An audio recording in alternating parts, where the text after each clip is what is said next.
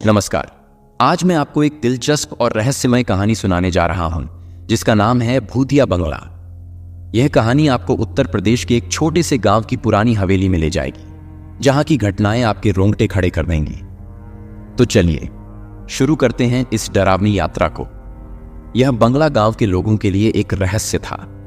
कहते हैं कि उस बंगले में अजीब अजीब घटनाएं होती रहती थीं और कोई भी वहां जाने की हिम्मत नहीं करता था। गांव वालों का कहना था कि वहां एक आत्मा का वास है जो अपने रहस्य को छिपाए हुए है।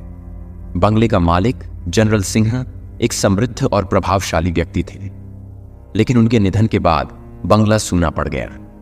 जनरल सिंह के निधन की रात को बंगले से अजीब सी चीखें सुनाई देने लगी। कई बार गांव के लोग देख चुके थे कि बंगले की खिड़कियों से रोशनी आ रही थी, हालांकि वहां कोई नहीं होता था।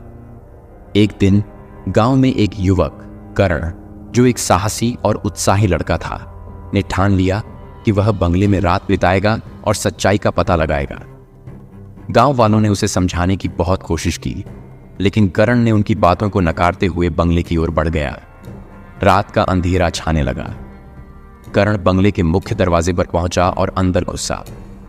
जैसे ही वह अंदर गया, उसने महसूस किया कि हवा ठंडी और घनी हो गई थी।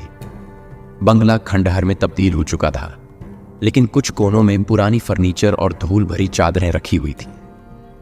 करण ने अपने साथ लाई हुई टॉर्च जलाई और धीरे धीरे बंगले के अंदर घूमने लगा।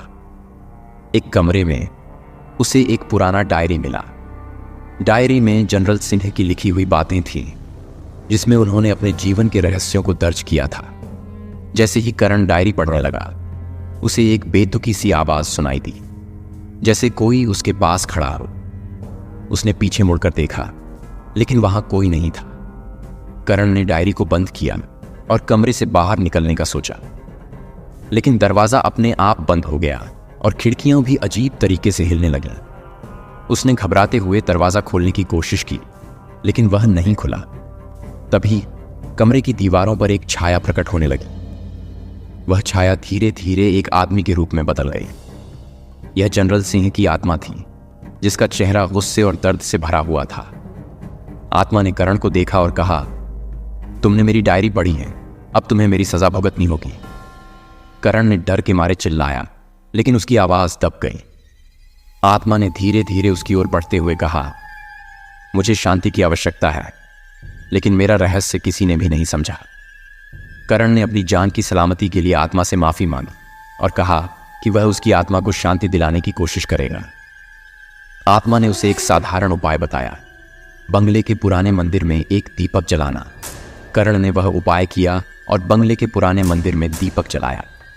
जैसे ही दीपक जलाया, बंगले का वातावरण हल्का हो गया और आत्मा ने शांति की एक गहरी सांस ली। करण बाहर आया और गांव वालों को बताया कि बंगला अब सुरक्षित है और आत्मा को शांति मिल गई है। इस घटना के बाद बंगला अब शांति में है और गांव वालों ने उसे पूरी तरह से छोड़ दिया। करण ने अपने साहस और समझदारी से बंगले के रहस्य को सुलझाया और सभी को एक महत्वपूर्ण सबक सिखाया कि हर आत्मा को शांति की आवश्यकता होती है। अगर यह कहानी आपके रोंगटे खड़े कर गई तो हमें बताना मत भूलिएगा।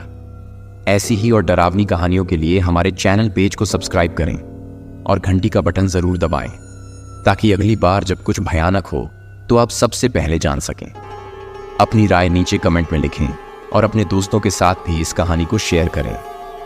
अगर वे डरने की हिम्मत रखते हैं, अगली बार फिर मिलेंगे एक और खौफनाक कहानी के साथ। तब तक अंधेरे से बचकर रहें।